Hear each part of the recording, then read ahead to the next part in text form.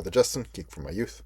I've been particularly looking forward to getting to this episode of The World of Code, as we've been building up an understanding of what the main attributes of code are. And one of the things I want to do with that is to look at what impact it has. Now, there is a problem with looking at the impact of the world of code, because code and computer systems are so adaptable that they can have fairly negligible impacts or really massive ones, depending on how they are deployed. But in this particular episode, what I want to focus on are two areas of human endeavor, artistic endeavor, play really, that I think have been most clearly impacted by the world of code as they have been gathered up into it, and namely stories and games. Two areas where I have a fair bit of expertise, having spent a fair bit of my misspent youth playing games and reading books. Playing stories too in my head, I suppose. So as we looked at computer code, we found that it repeats remembered commands sequentially and conditionally. And then we backed up and said, okay, well, actually, computer code is a sequence of commands to store, calculate, branch, and compare data. So, given these attributes, we can now start to, as I say, apply them cautiously. Because, of course, the other thing that I've noted, which is worth stressing, is that, as with all tools, computer technology simply amplifies already existing tendencies. And some of these tendencies, as we'll see, already existed in the world of literature, were already in play as literature was developing, already existed in the world of games, and were in play and developing in different directions. So, if we're going to look at how the world of code has impacted stories and games, we need to go back to the beginning. So in storytelling, if we want to go all the way back to the beginning, we probably should go back to, and at least in terms of Western civilization, to orally transmitted epics like the Iliad and the Odyssey, which get written down. This is the new technology. The new technology then has an impact. Those epics that get written down, the Iliad and the Odyssey, then produce patterns that subsequent authors, like, for example, Virgil in his Aeneid, replicate. But now they're replicating those patterns in written form primarily, rather than in oral form primarily. So technology moves us in a certain direction. I've already referenced obviously the huge technological revolution of the printing press, which allowed for more and more different kinds of information to be added to, and just more and more extensive, realistic representation to be transmitted, well, first of all, composed and then transmitted to the reader for a more immersive experience that included much more subjective elements about like the internal thoughts of the character, and we have this in novels. And then you move to back from the realistic novel to the fantasy novel with J.R.R. Tolkien, C.S. Lewis, and in Tolkien's Return of the King, you have all of the technologies of the printing press put in the service of this creation of a realistic world that is now actually purely imaginary. So that at the end of The Lord of the Rings, Tolkien has lots of space to add appendices, and they go over all sorts of things, including, if I can find it here, the Elvish script. He's got it in a table. He's got the Dwarfish script as well, and then Even more significantly, in the case of Tolkien, at the end of the Lord of the Rings, you have this amazing fold-out map of Mordor and Gondor and Rohan, and which was basically created as a guide to the world. Tolkien used it also in terms of plotting out his the timing of his characters. Even has figures out when the moon is full or when it's waning, in terms of the journey and how long each stage of the journey takes. So you have you have already a pattern of the addition of more and more information, whether that be in the service of a kind of realistic immersion, or as fantasy literature came, well, I suppose, back into vogue in a sense, or came into vogue in a new way through the medium of world building. You have the technology of the day being used to accentuate that trend. And then, as a young boy, was reading. Well, I was reading Lord of the Rings, but then there was this new trend, which was the choose your own adventure books. This was a really interesting change in terms of narrative, because now all of a sudden you don't just read the story sequentially. You begin by reading, say, page 2 and 3, and then at the bottom of page 3, here at the Cave of Time, the first Choose Your Own Adventure book, if you decide to turn back home because you're hungry and go to page 4, but if you decide to wait, go to page 5. And so now, instead of going to just simply to the next page, you only go to the next page, page 4, if that's your choice. But if you want to instead wait, you go to page 5. And this continues the branching. If you seek shelter, you go to page 6. If you brave the freezing wind to see more of the world about you, turn to page 16. Because you find that, well, anyhow, I won't go into the details of the story. It's not a super great story. It's definitely one of the side effects of this whole choose your own adventure genre. This story, on the one hand, gave you agency in a way that you were able to choose which strand of the adventure, which involve yourself more immersively in the adventure by making a choice and then seeing what the consequences of that choice was. But then, of course, that also means that the narrator, the author, has to write a whole bunch of different strands of the story. And so you have this, on the one hand, this unique and novel choice-based branching experience, which will get accentuated by the computer, but on the other hand, it's limited at this point, at this stage, by the technology. And the computer, in fact, is the computer is perfectly great at taking your choice, your agency, and incorporating it into whatever comes next, such that when we moved from this, where you have kind of just a choice about what. Well, really, just what page to turn to.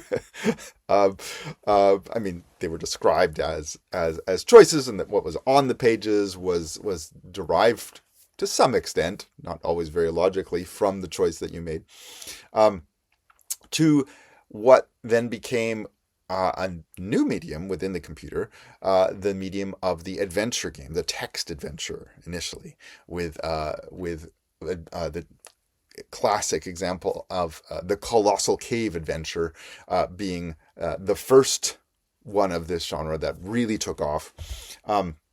And then later on, the Colossal Cave adventure, as it was translated for the personal computer, which is where I come in, you had Zork.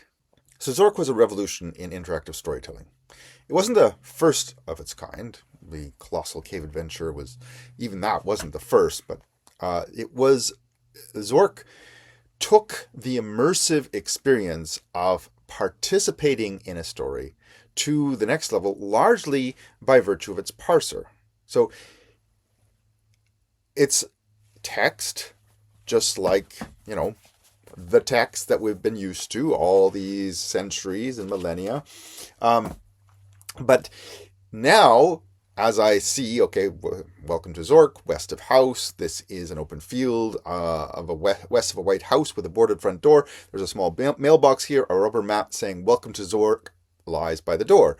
So I'm reading the story, and then the story stops. So, and again, for those of us familiar with the Choose Your Own Adventure books, okay, now we know what to do. Or in the world of computers, you have a blinking cursor on a screen that usually means you can enter a command. So where the Colossal Cave Adventures had been limited to 2-word commands: enter building, get lamp.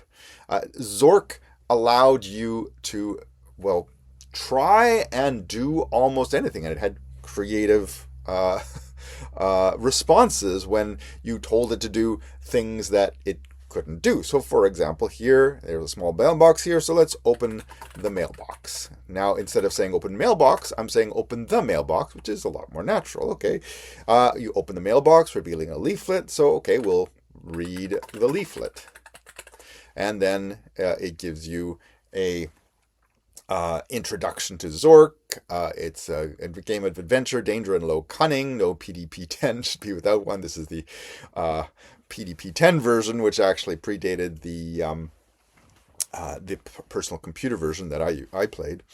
And then, of course, you can do whatever you want, or that's the illusion, anyhow, that it's giving you. So, for example, I can eat the leaflet. And while it doesn't actually allow me to do that, it gives me a response that is actually appropriate to it. And so it continues this immersive, interactive, actionable storytelling where you are an active agent. You have agency in the story. I can now go, since I'm west to the White House, I can go east. And the door is locked. There's evidently no key. I can try to open the door. That can't be opened. Okay, let's go north. And now I'm on the north side of the White House. There's no door here. All the windows are barred. And you get the idea. It's not much of a story. I mean, it was actually limited, like the Choose Your Own Adventure books that we mentioned earlier, by the technology of the time.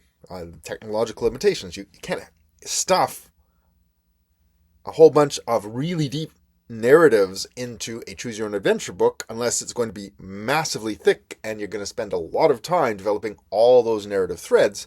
Similarly, with Zork, when it was ported from the PDP-10 mainframe version that you just saw to the personal computer, which is where I engaged with it, or the home computer as they were called back then, you couldn't count on anything more than maybe 48 kilobytes of RAM. Top end home computers had 64 kilobytes of RAM. Mine initially only had 16 kilobytes of RAM. And so with that memory limitation, you didn't even have enough space to store the whole text of the adventure game, never mind the code that was underneath it that allowed it to run. And so they had to break up Zork into 3 portions, Zork 1, Zork 2, and Zork 3. And they did some interesting things with that as they did that. But the limitations of the technology definitely meant that it wasn't exactly deep. So now all of a sudden, we've moved from stories that are told, which I suppose could have been somewhat interactive. The storyteller could have looked at his audience and adjusted it, probably did adjust the story to the audience. But I'm not sure there would have been a participation in the story. I don't know, maybe sometime back in unrecorded history there was. But we move then from that to a set written narrative. The set written narrative gets longer and longer as we have the technology to propagate longer and longer narratives, and then gets some actionable choices in it as we're continuing to experiment with the technology. And then this movement towards really actionable choices then gets picked up and run with in the world of computer code, because now all of a sudden you can have the computer give you all sorts of different choices. They don't have to be in any particular order even, and it again feels more immersive, even though the story itself is pretty shallow as a more or less necessary result of the format. So here now I want to back up. We've talked a fair bit about story. I want to talk now about games, because we've obviously found ourselves in the world of games as we move narrative from the book onto the screen of the computer. Games, likewise, are an ancient, very, very ancient human pastime. So I have this wonderful board game book, which, it's got Egyptian games here. And the picture there, they're playing set. And I love games of all sorts. That's why I have this book. There's, of course, card games, dice games. All of these are very ancient. Chess is, of course, a huge one. Not a coincidence that the cover of this book is a fancy chessboard. Go is an amazing board game. And, of course, so we've been doing this for a long time, and one of the things that you have with board games are rules. Rules initially, of course, even in a simple dice game, they're agreed upon by the players. Everybody knows the rules. The person who's playing teaches the rules, but then, of course, they start to get written down. As the writing down and propagation of rules in games starts to get more complicated, you get other factors like wargame miniatures, where H.G. Wells actually put together a set of rules for wargaming with miniatures that, again, it's just a set of rules. You have your own little toy soldiers, and you arrange them, and now with those rules you can actually have a battle. This then gets developed further into series of war games that I picked up when I was a kid, and you get more and more complicated rule books.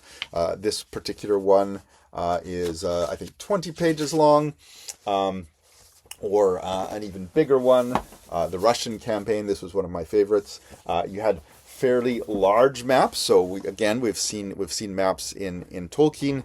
Now all of a sudden, the maps are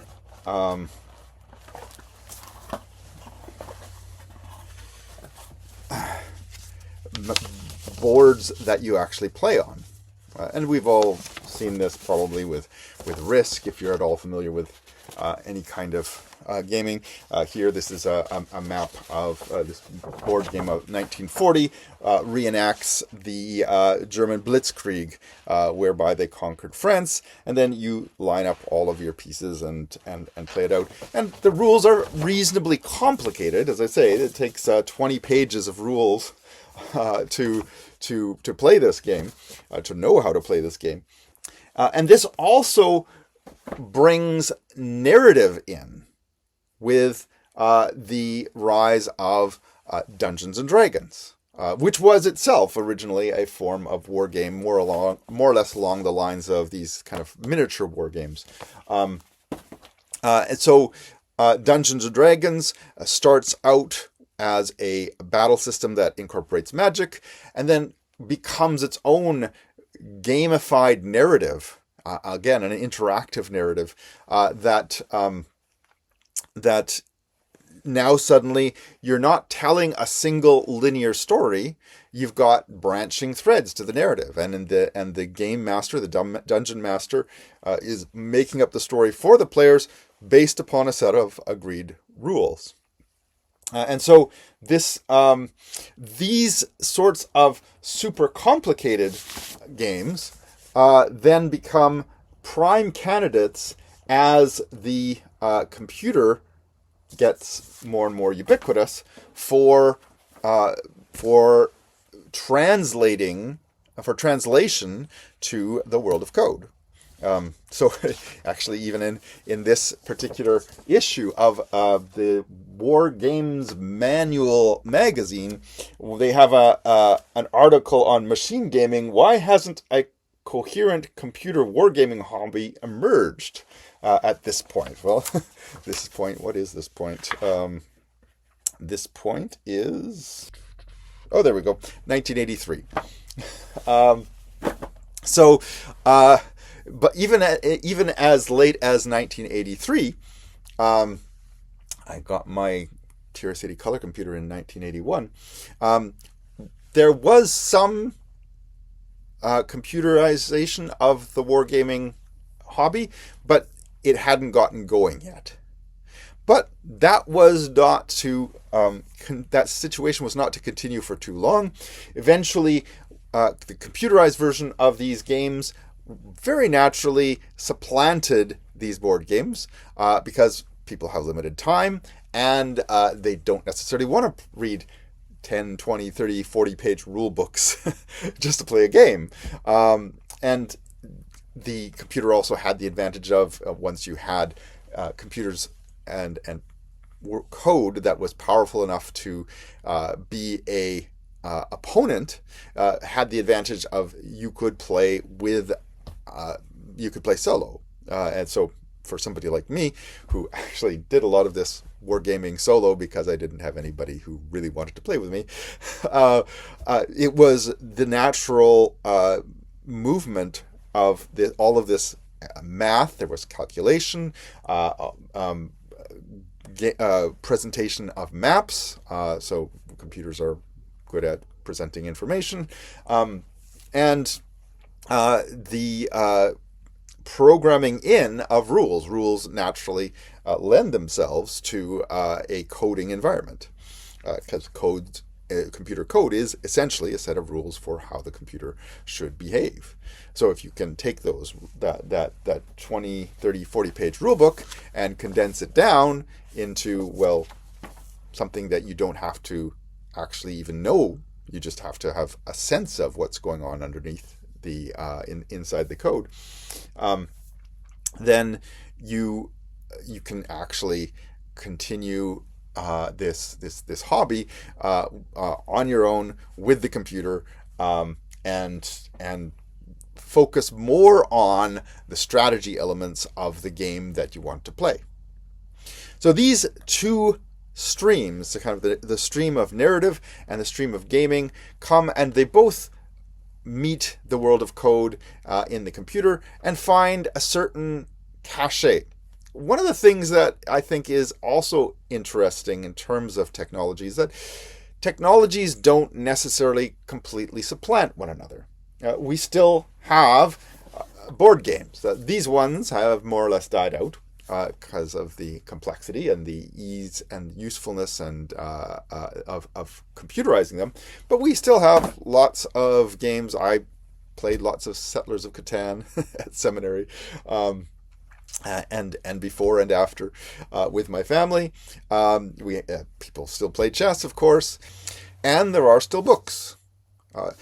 This, I think, is worth pointing out, in part because this myth of one technology supplanting another, does have its roots in some realities. For example, VHS was largely supplanted by the DVD, which has largely been supplanted by streaming services. That being said, while it's becoming fairly difficult to get VHS tapes, DVDs are still available, and DVDs and Blu-rays do have a certain appeal to people who want physical copies. And so technologies that offer something that another technology doesn't, for example, the book, which offers you the tactile experience of reading the book, which does not require batteries, which allows you to look at a particular point in the book and the narrative on the page and be able to see and remember, oh yeah, it was right there on page 142. You might not remember the page number, but you might remember I would remember exactly where I saw the vessel struck on the page. And as it doesn't have the nice search feature that an ebook has, it's something that does stick in the brain a little better with a physical book than with an ebook. So technologies where there are advantages or disadvantages, and where the advantages of a physical medium outweigh the advantages of a virtual medium like code, will still stick around. But even more important than the obsoleting effect or potential obsoleting effect that the new technology has on the old, which, as I say, isn't necessarily a given depending on the advantages or disadvantages of the application of that technology, is I would say, the accelerative or amplification effect that we talked about earlier.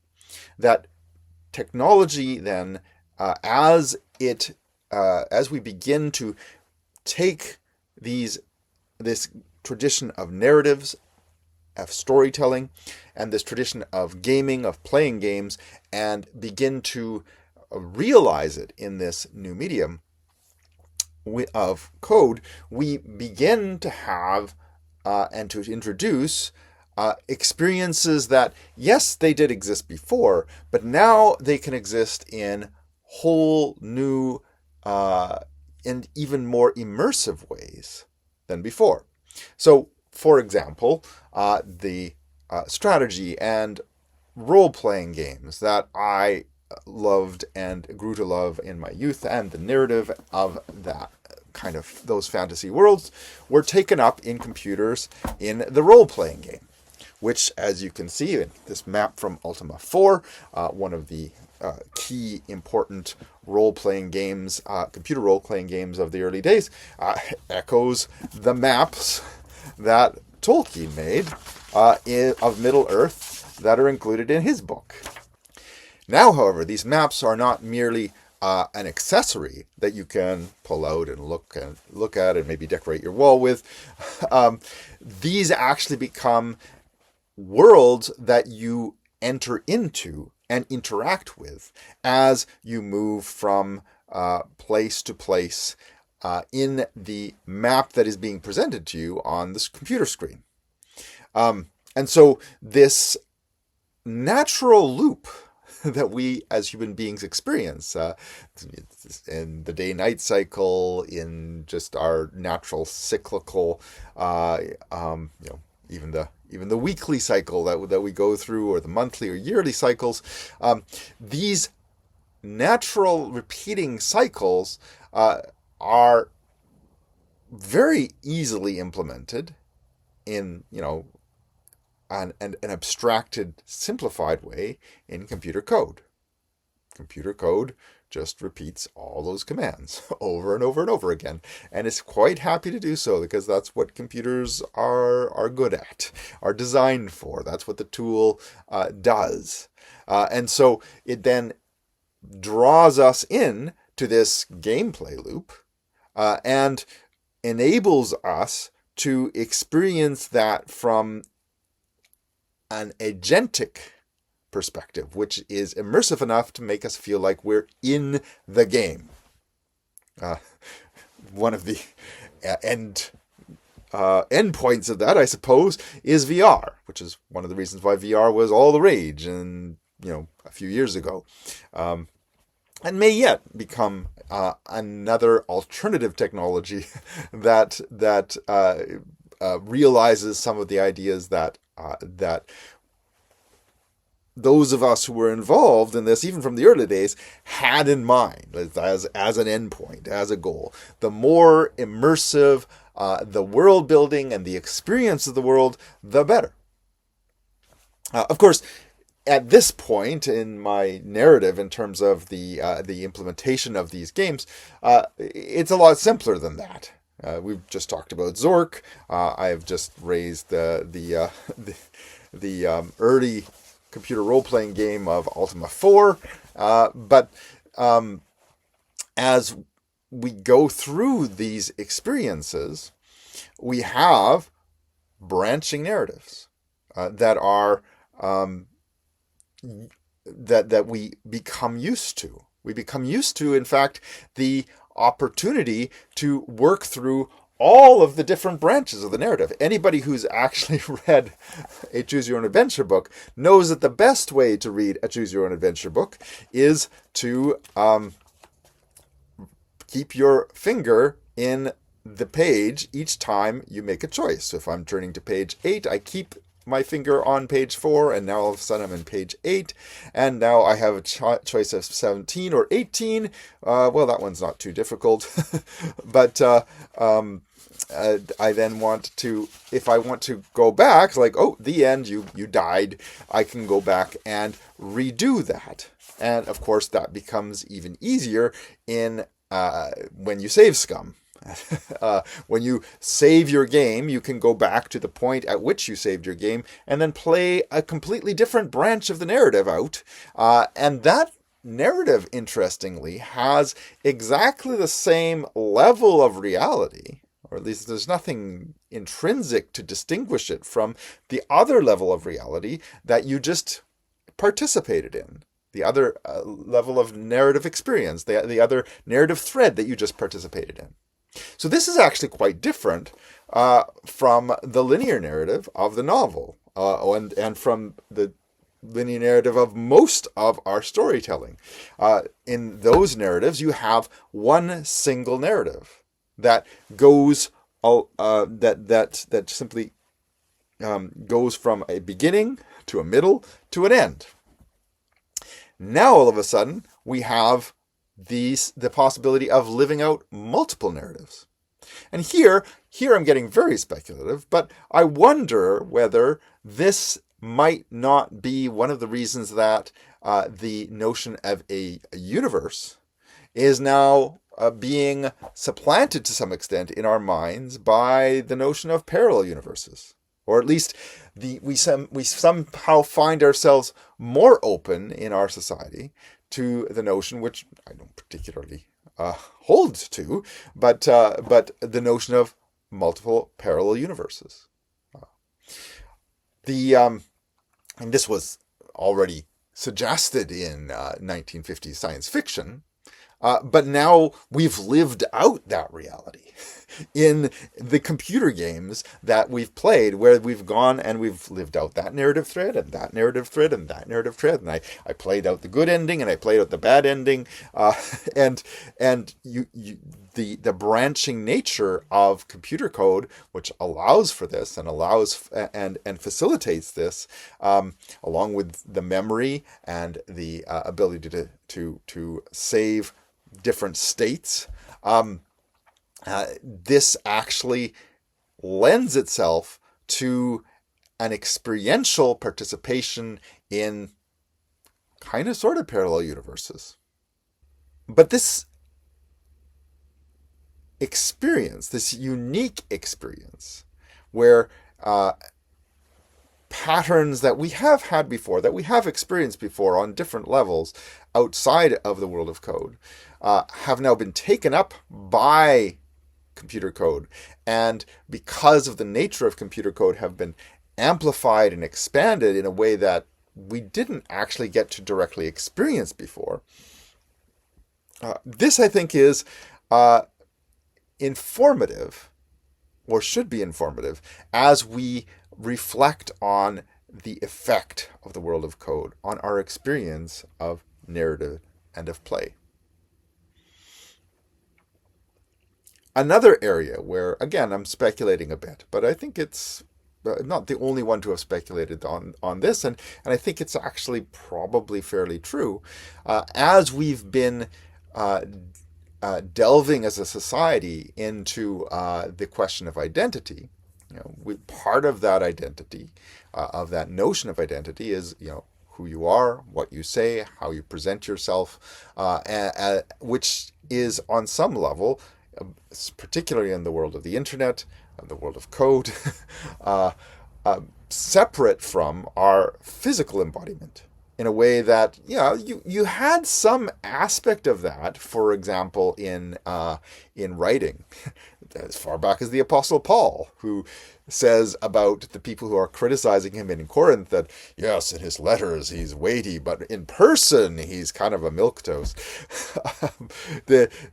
So we have some experience of that before, but nowhere near what we have now in this world of code that we've constructed for ourselves. So it's beginning with, just simply being able to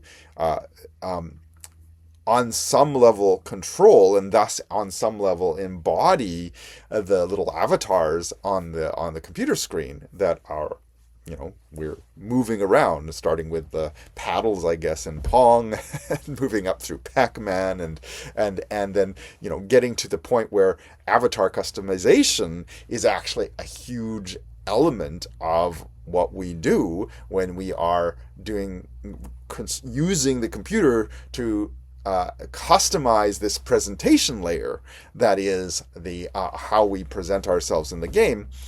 This then gives us the lived out reality, which I guess, again, finds its ultimate expression in VR, in, say, the game Bone Lab, where you can embody different bodies that actually have different effects in the game. I mean, there's other games that preceded it in this way, but Bone Lab, being a VR game, is perhaps the most immersive example of this, and takes it to its ultimate, so far, ultimate extreme, such that, so that now all of a sudden our experience of this world of code, which, gives us the ability to present images online, to interact with one another at a distance online, to interact with one another at a distance online, as represented by different avatars, which are more or less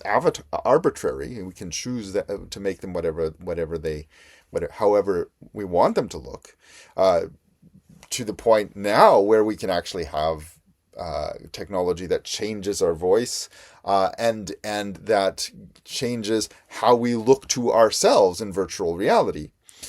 So this technology, this world of code, has now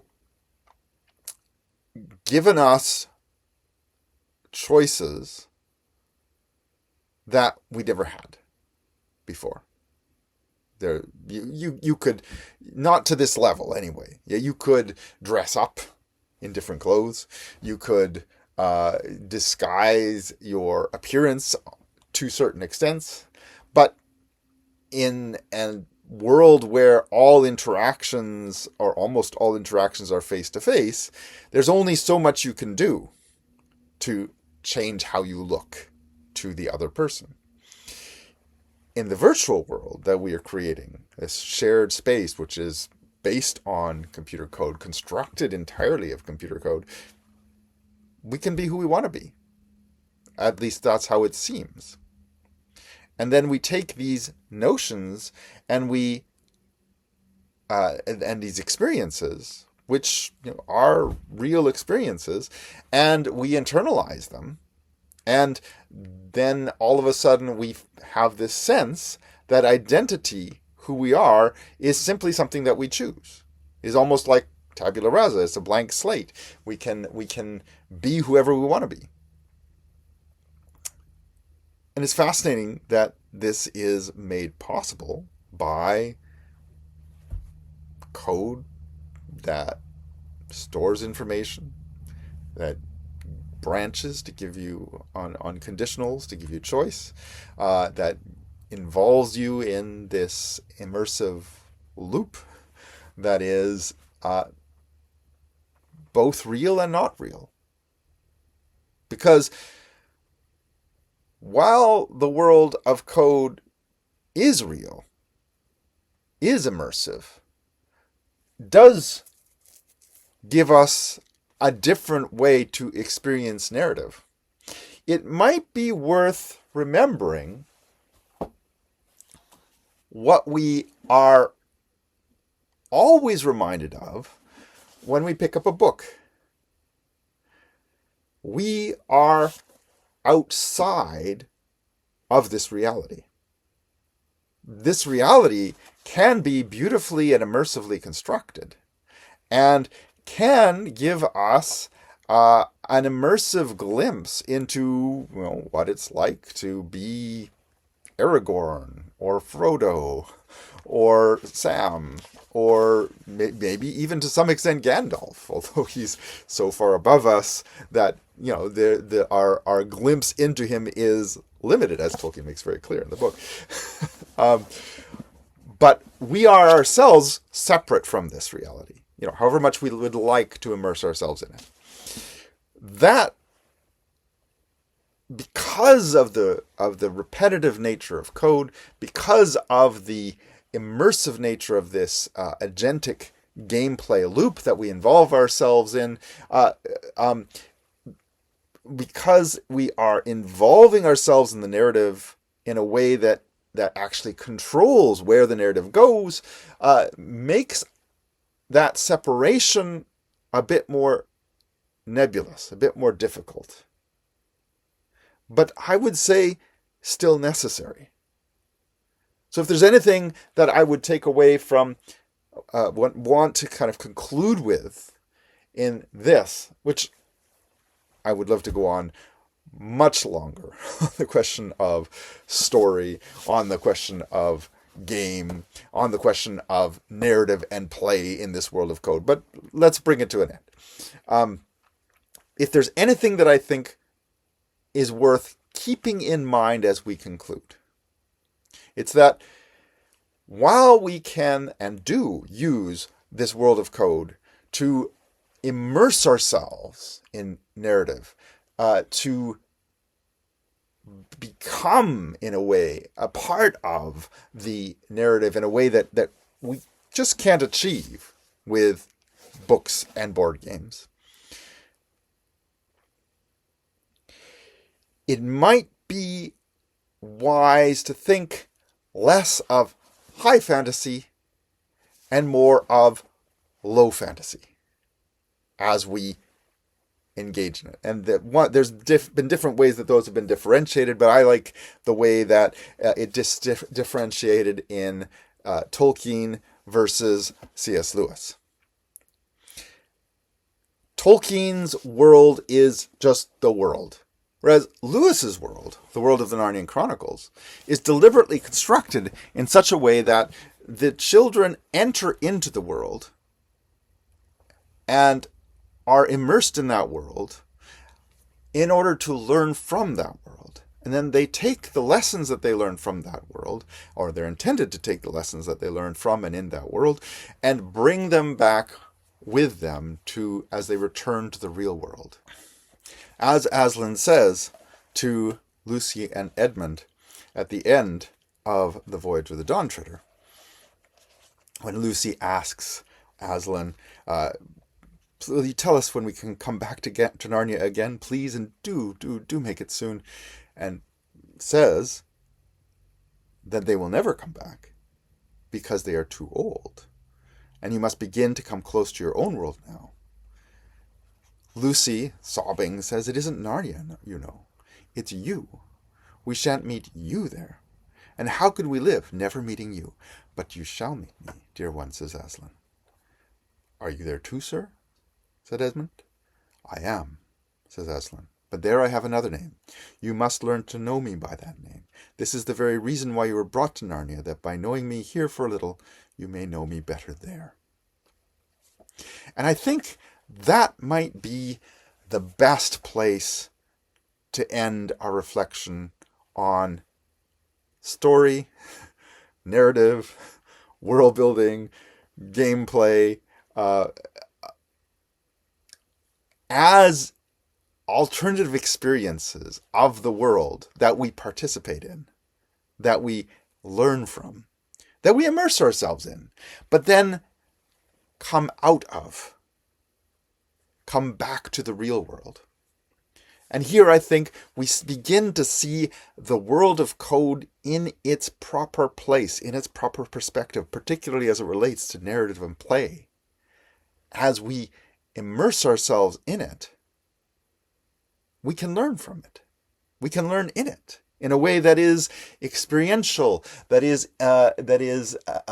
involves us in the deepest, some of the deepest ways possible, using our agency to participate in story and experience realities that we could never experience before, just as we can with books and stories and games, which are, of course, stylized representations of the real world with gameplay loops that we involve ourselves in, usually with other players, so that we can get to know them in a different context and interact with them in this stylized way. And this gives us insight into them that we wouldn't necessarily have if we didn't play games with them. But then what we need to do is we need to take those insights that we learn from those experiences of play, from those experiences of narrative, from immersing ourselves in this other alternate world and context. And we need to bring it back and then meditate on it, think about it in the context of the real world, in the context of who we are in this physical embodiment that defines us and which really is the world in which we live and move and breathe and have our being and meet the one who made us.